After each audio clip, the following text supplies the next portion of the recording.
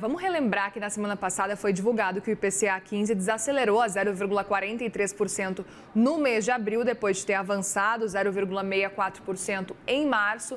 E a perda de fôlego da prévia da inflação em abril fez o mercado reforçar as apostas para uma alta menor dos juros no próximo encontro do Copom, do Banco Central. E para falar mais sobre esse assunto, a gente conversa agora com a Carla Argenta, economista-chefe da CM Capital Markets. Tudo bem, Carla? Bem-vinda mais uma vez. Um bom dia para você.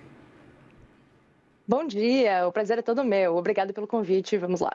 Vamos lá, quero te ouvir, Carla, sobre esse cenário que a gente está acompanhando por aqui. Na sua percepção, olhando agora já para a próxima reunião do Copom, é o caso de começar a diminuir essa queda para talvez 0,5 dos juros ou não? A gente sabe que a tendência, pelo que Gabriel Galípolo falou até então, pelo que o Banco Central tem falado, é de que não vai ser realmente uma alta de 1 ponto, como a gente viu aí nas últimas 3 reuniões. Mas chega a ser uma alta de 0,5, 0,75? Qual o caminho que você está vendo nesse momento? O mercado está dividido entre 0,5 e 0,75 e algumas casas apostando em um reajuste um pouco menor de 0,25 pontos apenas. Esses movimentos, essa redução no pace de ajuste da política monetária, significa que o Banco Central está caminhando para o final do seu ciclo de aperto monetário. Então, esses movimentos, eles mostram que na interpretação do Banco Central, o movimento que foi feito até aqui, de alta nos juros, ele já está muito próximo do seu nível ideal para contornar essa inflação. E os dados que foram divulgados na semana passada corroboram justamente esse cenário. Então, existe uma probabilidade maior hoje das concentrações dessas expectativas em torno dos 0,5%, em detrimento dos 0,75 pontos, que era o que o mercado estava estimando há cerca de 1 ou 2 semanas. Perfeito. E ao mesmo tempo, Carla, a gente viu uma projeção agora do Boletim Focus do dia de hoje, apesar de derrubar um pouquinho e de forma relevante, né, o IPCA agora desse ano de 2025, teve uma leve alta para 2026, para o ano que vem, mostrando que a tendência é de que a inflação fique fora da meta, inclusive no ano que vem.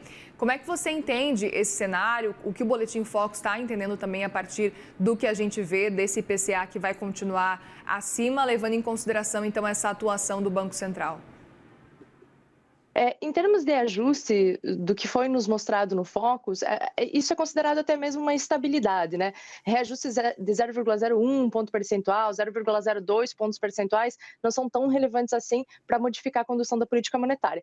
Mas a mensagem que esse relatório traz para o mercado é de que as condições da economia, a conjuntura da economia, promovem um nível inflacionário muito mais elevado do que a meta do Banco Central nesse momento, né? E o Banco Central está olhando justamente para o ano de 2026 hoje, ele não olha mais para 2025. Então, esses elementos que o mercado traz, eles são muito nocivos em termos de prescrição da política monetária e sugerem uma taxa de juros elevada por um período mais longo de tempo. Então, o Banco Central, ele caminha, né, em torno dessas possibilidades que ele tem. Um final do ciclo de aperto monetário um pouco mais baixo, um pouco mais elevado nesse momento, e a manutenção dele por um período um pouco mais curto ou um pouco mais longo, justamente para identificar o que vai acontecer com essas expectativas inflacionárias, que são um ótimo antecedente da inflação propriamente dita. Perfeito. E aproveito para te perguntar também, olhando para o cenário externo, porque tem sido difícil tomar decisões, levando em consideração o que está acontecendo, essa guerra comercial que a gente não sabe até onde vai ou se vai acabar, qual que é o caminho que vai acontecer, esse vai não vai de tarifas gera muita incerteza, inclusive para os próprios bancos centrais, não só aqui para o Brasil, mas lá também nos Estados Unidos, para o Federal Reserve de modo geral. Qual que é o caminho que você acredita que pode seguir, levando em consideração que estamos num cenário de incertezas? Como é que você enxerga esse movimento do BC de olho nesse cenário externo?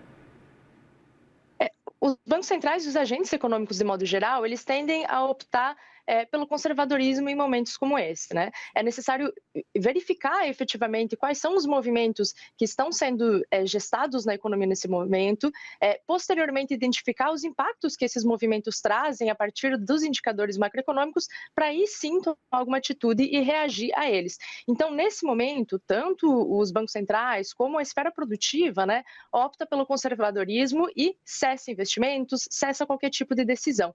O mercado financeiro age de uma forma forma um pouco mais intempestiva. Então, o mercado financeiro absorve essas sinalizações, as falas, os movimentos de uma forma muito imediata, com impactos, inclusive, sobre algumas variáveis, como é o caso do dólar, né? Mas os bancos centrais, que é o foco da nossa conversa aqui, e os agentes econômicos, os indicadores de atividade como um todo, tendem a caminhar mais lateralizados nesse momento, à medida que esses vetores efetivamente trazem impactos mais visíveis e materializados para a economia como um todo.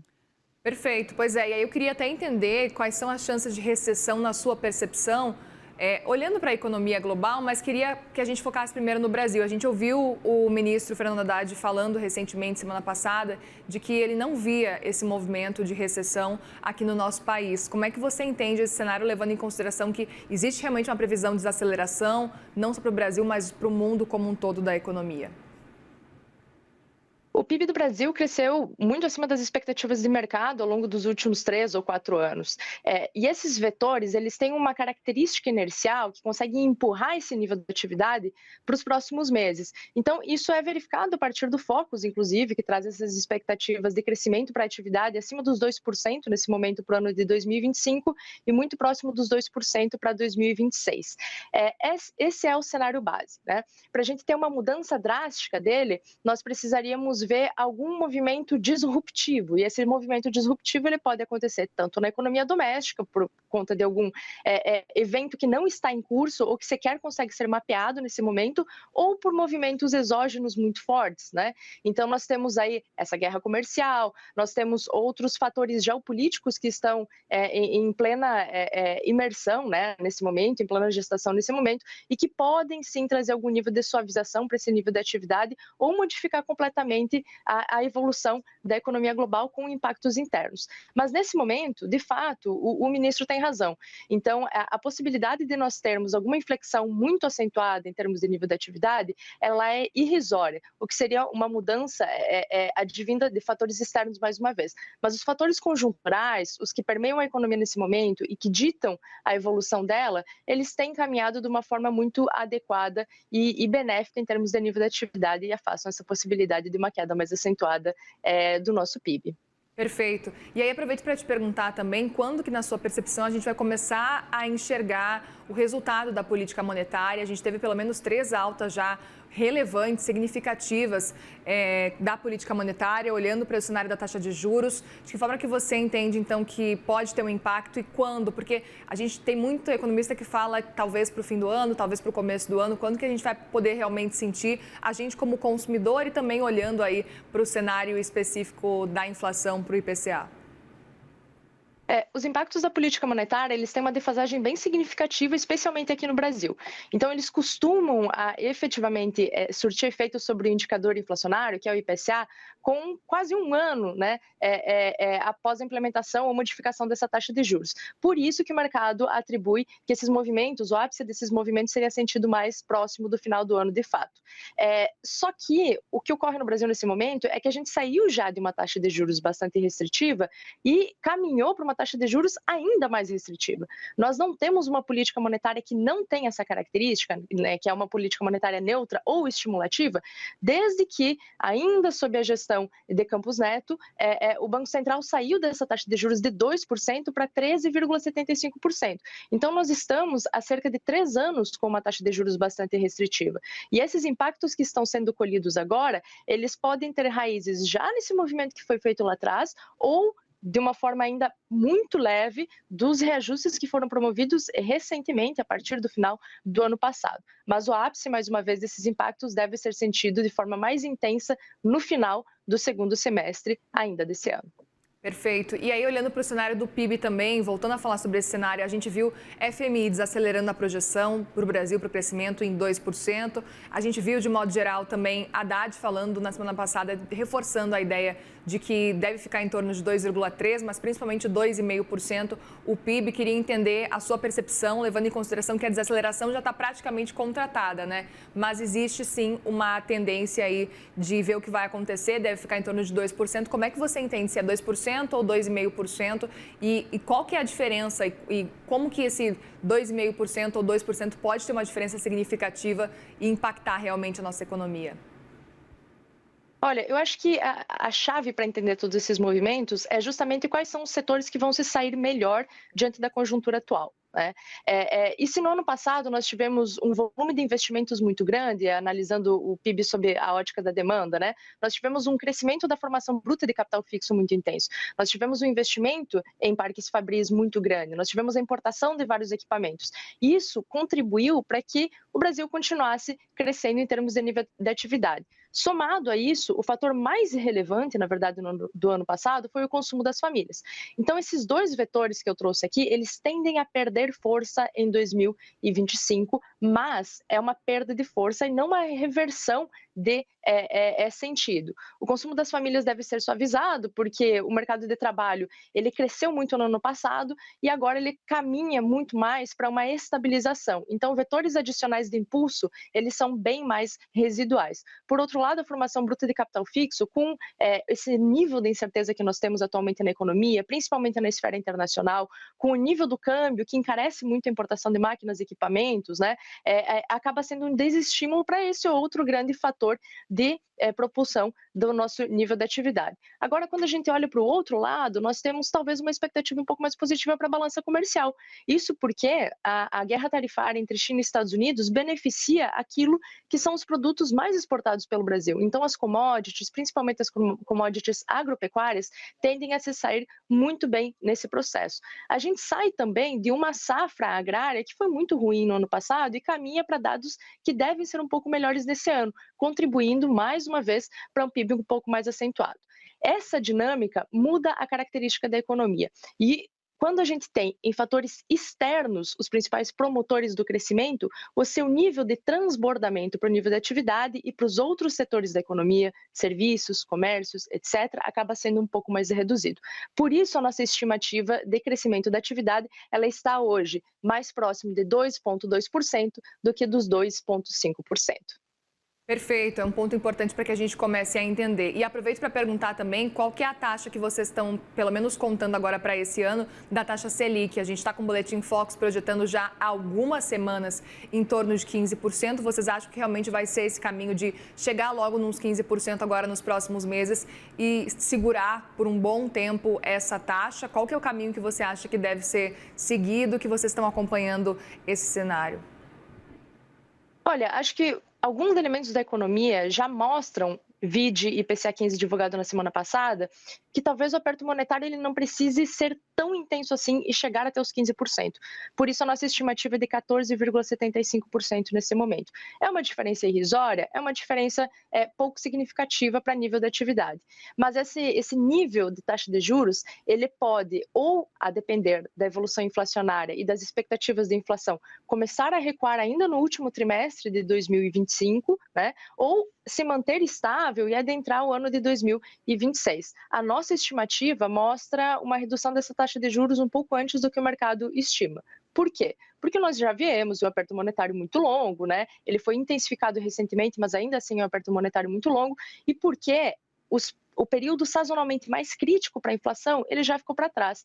Então, daqui para frente, nós devemos ter mais surpresas positivas do que surpresas negativas em termos de inflação, que é o foco principal para o Banco Central nesse momento.